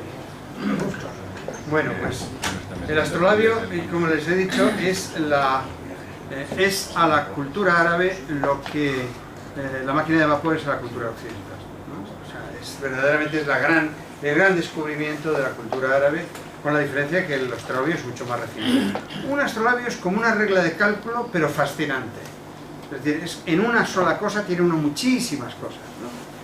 La proyección estereográfica, lo que se ve habitualmente en el astrolabio es más o menos así. Bueno, es más una proyección estereográfica de los tres anillos y después de ese casquete, que es el casquete de las estrellas, que se proyecta en esta parte, ¿no? Y esta casquete de las estrellas que se proyecta en este lugar. La definición de astrolabio es muy trivial, ¿verdad? Cuando yo he buscado el diccionario de Cambridge, que es muy bueno para definir de una forma muy sintética los conceptos científicos. Este es un astrolabio típico. Bueno, pues esto es lo que se llama la madre, que está graduado, y estos son las distintas partes que se pueden poner dependiendo del lugar desde donde se hacen las mediciones. Existe un astrolabio a partir del siglo XVI que se llama astrolabio universal, pero en realidad los astrolabios durante prácticamente toda su vida útil, históricamente hablando, tenían que referirse al lugar de la latitud desde lo cual se hacía la observación. Entonces cada una de estas plaquitas tiene o se refiere a una latitud, desde la cual se puede hacer la observación. Esto es la red, que también se llama en español la araña, eso es exactamente por qué. Después ya estas son las alidadas, las pínulas y todo ese tipo de cuestiones. Entonces, bueno, pues esta es la eclíptica, esto es el movimiento eclíptico del Sol, estos son la proyección del casquete, eso que hemos visto, esto es la alidada, esta es la parte del embés del astrolabio, y evidentemente yo les he puesto aquí un pequeño vídeo de 1 minuto, o sea que no se preocupen, que explica lo que es el astrolabio. Esto es la parte del embés, lo van a tener, no se preocupen porque eso es la madre, esto es la umbra recta versa,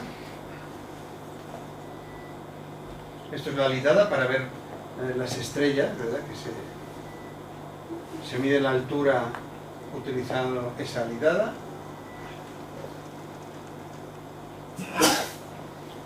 Esto es el embés y es donde se ponen estas placas que tienen las láminas.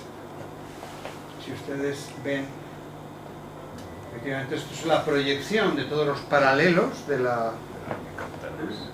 Estos son los azimuts, las horas desiguales,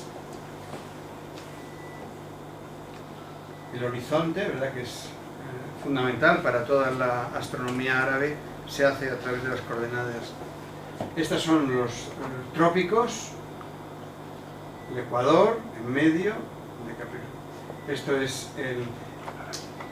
las puntas, estas puntas son las posiciones de las estrellas. Entonces hay, esto es la eclíptica, el movimiento del Sol, y estas son las estrellas fijas. Fíjense ustedes, pueden ver astrolabios muy sofisticados, con una gran cantidad de redes, ¿no? Pero al final lo importante es qué estrellas fijas tiene cada astrolabio. No todos los astrolabios tienen todas las estrellas fijas. Hay astrolabios que tienen 5 estrellas fijas y hay astrolabios que tienen 20 estrellas fijas. Pero de todas maneras, y hay astrolabios que son muy sencillos, ¿verdad? Pero hay estos astrolabios que son como obras de arte, ¿no? Con una especie de tejido maravilloso de latón o de bronce, pero al final lo que cuenta es dónde están las puntas, dónde están las puntas de las estrellas fijas. Bueno, ¿lo ves? Por ejemplo, esto es un astrolabio persa del siglo XVIII, ya muy avanzado, que tiene unas cuantas estrellas fijas y tiene muchísimo espacio para ver lo que hay detrás, porque después esto se utiliza para hacer los cálculos, ¿no? Esto es una lámina de un astrolabio andalusí, que no se ve nada. Bien. Y los lugares de observación, este es lo único que he encontrado de Maraga, que es una reconstrucción, o sea, una reconstrucción vía ordenador, y después el de Samarcanda, donde va a ir usted, ¿no? Estas son las fotos que hicieron mis alumnos y que escribieron, sacaron buena nota, ¿no? De Uzbekistán, ¿no? Y bueno, este es evidentemente Ulugh-Bek, ¿no? Que ya no les importa hacer estatuas, lo que indica que eran soviéticos, ¿no? Como locos, o sea, que podían romper la cosa del Corán. Aquí tienen la explicación, yo no se los voy a dar. Bueno, durante 150 años Samarcanda fue la capital astronómica del mundo. Menos. Esto es la cosa que se dice ahora. Fue el único lugar de observación de precisión del mundo, eso sí. Pero que llegara a todo el mundo, eso es más difícil. O sea, ahora sabemos que era el único sitio donde se hacía mediciones astronómicas, ¿no? Pero cuando uno va, por ejemplo, a ver los observatorios zapotecas, también hay un guía que le dice a uno que es el lugar del mundo donde se hacían observaciones más exactas, ¿no? Y uno va a Stonehenge y le dicen lo mismo, o sea que realmente podríamos decir que el mundo está lleno de lugares que son los más importantes del mundo, ¿no? Eso es algo que se tiene que aprender, ¿no? Bueno, aquí están todas las visiones, estas son los escritos que no pertenecen en absoluto a aquella época, o sea, son reproducciones contemporáneas. Esto es una representación de cómo se veía el Sol, la observación solar, ¿no? Que se hacía con un procedimiento bastante ingenioso. Esto, por supuesto, es una reconstrucción contemporánea. Las tablas, las alferas armilares y las diferentes formas de representar los trabajos en el observatorio. Y esta es parte de lo que es el sextante, es decir, y esto sí que es importante. Esto es una pieza porque da la idea. Nosotros no sabemos cómo era el observatorio de Kepler, perdón, de Tycho Brahe. Tenemos descripciones de una niebla, pero no sabemos las dimensiones. Tenemos láminas, reproducciones, pero no sabemos cómo era. Sin embargo, esto existe. Es decir, se ha preservado y esto se puede decir que es el sextante, porque yo creo que es un sextante más viejo del mundo. Teniendo en cuenta que los griegos hacían las observaciones con unas alidadas de 2 palmos, Imaginarse que Uctrebel hacía estas observaciones con un sextante de varios metros de longitud y que además estaba perfectamente definido en cuanto a su carácter meridional, etc., pues realmente uno puede pensar esas mediciones comenzaron a ser exactas y comenzaron a ser las más exactas de toda la historia. El único problema, ¿verdad?, la mala suerte, es que a continuación vino Tycho Brahe y entonces hizo unas observaciones que eran mucho más exactas que las que se habían hecho en Samarcanda. Pero eso sí, 150 años más tarde, eso sí. Y después les he puesto así como, yo tengo un corazón otomano, el observatorio del siglo XVI de Gálata, que tiene el interés de, yo lo pongo a mis alumnos porque aprendan lo que pueden ser los oficios de la astronomía. Están completamente representados en esta lámina, pues desde las esferas armilares, las armidadas, los sextantes, los astrolabios, los calculadores, en fin, realmente, y esto es lo que digamos es el crepúsculo de la astronomía musulmana. A partir de entonces, la astronomía musulmana ya no tuvo la grandeza que había tenido los siglos anteriores. Como complemento, les voy a dejar evidentemente la presentación. Les voy a dejar un trabajo que hizo una alumna, que está a su nombre, por eso no, que además me ha permitido que lo difunda, sobre el astrolabio, o sea, cómo funciona el astrolabio, porque son 13 páginas muy densas, ¿no? Se podría dar una conferencia solo del astrolabio y duraría todavía más que esta. Y les voy a dejar algunos artículos sobre astronomía árabe que pueden ser útiles para ustedes si es que verdaderamente les interesa. ¿De acuerdo? Muchas gracias.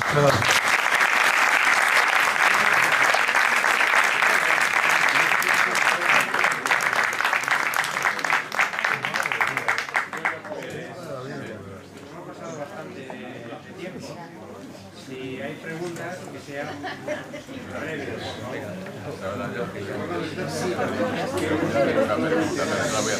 El desplazamiento a longitud constante no se debería a motivos económicos de no tener que domesticar nuevos animales o adaptar nuevas plantas.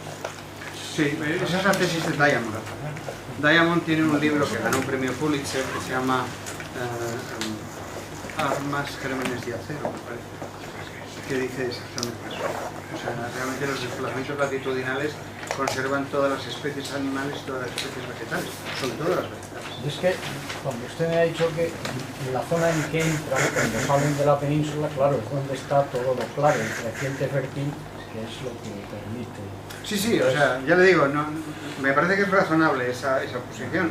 Y el libro de Diamond, si le interesa, es un libro fascinante, que bueno, ganó, ya le digo, un premio Pulitzer y ahora se encuentra por €1 en la Cuesta Moyano, o sea, en traducción al español. O sea, y tiene esa tesis, exactamente esa tesis. Es decir, por decirlo así, la preeminencia de los que vivimos en esa zona es que hemos adaptado muy bien lo que tenemos, mientras que un continente longitudinal como América, pues tiene problemas serios, es decir, es que cambia completamente el clima, con lo cual las adaptaciones son prácticamente imposibles o muy lentas. O sea, que en ese sentido...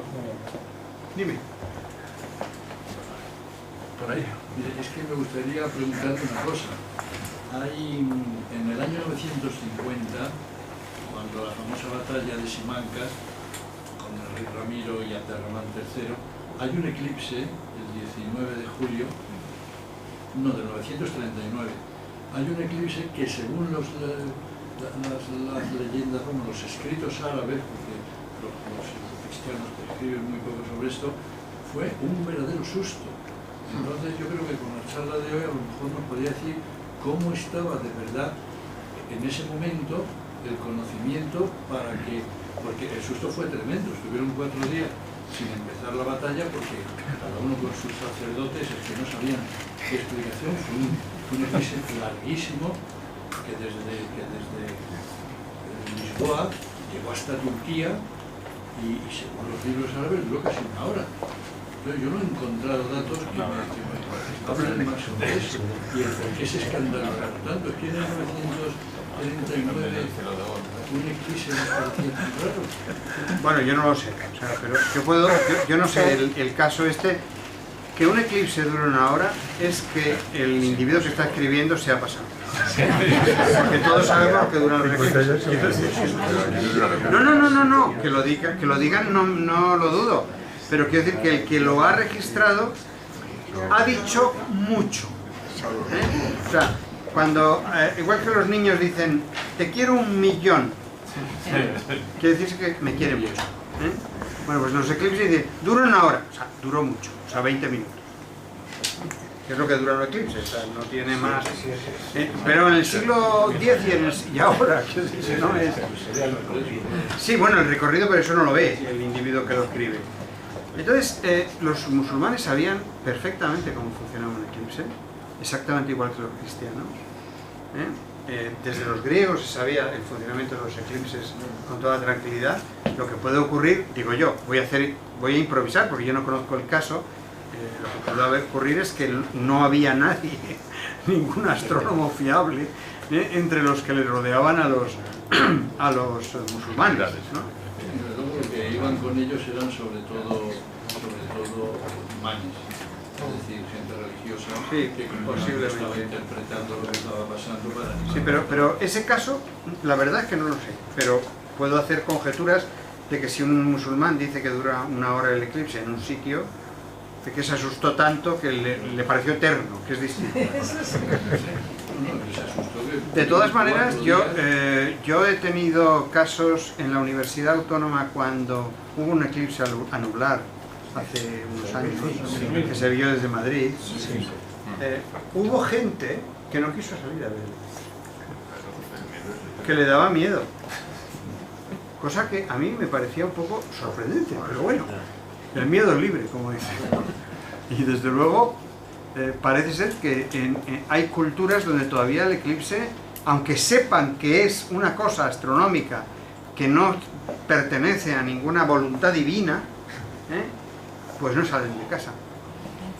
Bueno, pues una pregunta más y ya cerramos. La analogía con la cultura maya, en cuanto al aporte, bueno, a lo que quedaba de cultura maya en tiempo de la conquista, creo que es muy interesante en cuanto al sistema numérico vigesimal y posicional, que fue en realidad un poco, yo no sé si un poquito mucho pique ahora, digamos, cultura perdida por la Inquisición, y que tal vez no, tenía motivación astrológica, ¿no? Sin embargo, curiosamente no tiene ninguna conexión con la... Es curioso que en todos los lugares donde hay astrología. Yo no conozco uno, no conozco una excepción. Pero a mí lo que me parece especialmente interesante es el sistema numérico. Bueno, sí. Vigesimal y posicional y con cero, y que le permitió desarrollar... Y sin embargo no tenía ninguna cultura... que la entrada de la cultura occidental y cristiana barrió, ¿no? Pero lo maya había sido barrido previamente ya. O sea, no existía en ese rato, pero el resto de las culturas de la región habían optado o explotaban todavía la cultura maya. Yo la verdad es que he estado en la zona maya, pero no he hecho viajes de arqueología astronómica, pero sí lo he hecho en la cultura zapoteca y en la cultura olmeca. Que mantenían. Y mantenían una gran cantidad de conocimiento maya. O sea, eso es verdad, es sorprendente. Sí, que es lo más importante, que es el museo, ¿cómo se llama? Antropológico de México. Sí. Bueno, pues tenemos que terminar ya. Muy bien.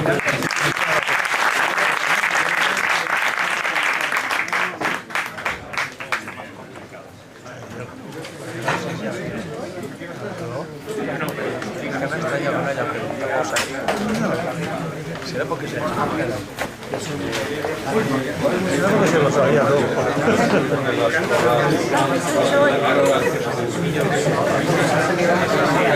Ahora darle al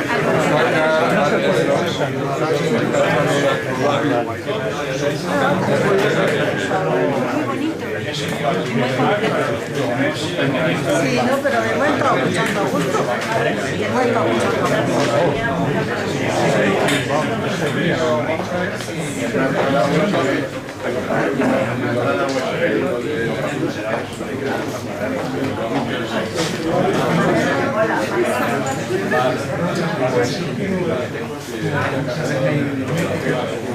Nada de álgebra, ¿no? Sentido, nada de álgebra, nada de...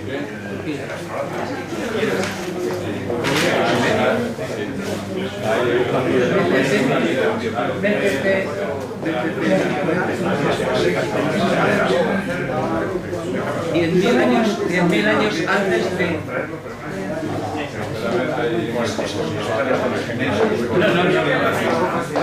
Yo tengo una extraordinaria está todavía abajo. ¿Cómo que monolito?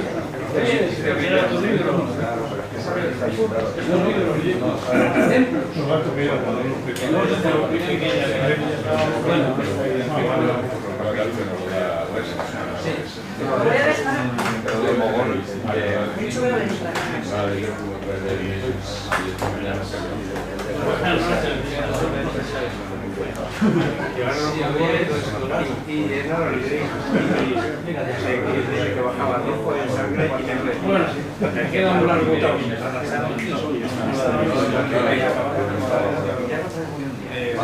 es muy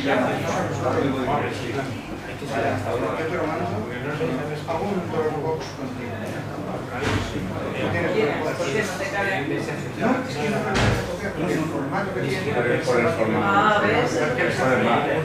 Entonces, yo traigo el marco. No, no, el formato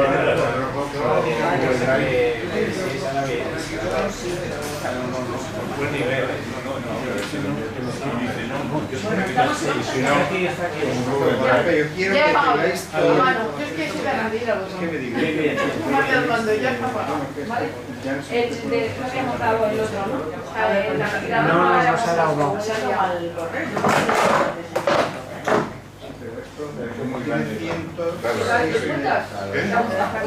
Sí, es que el tema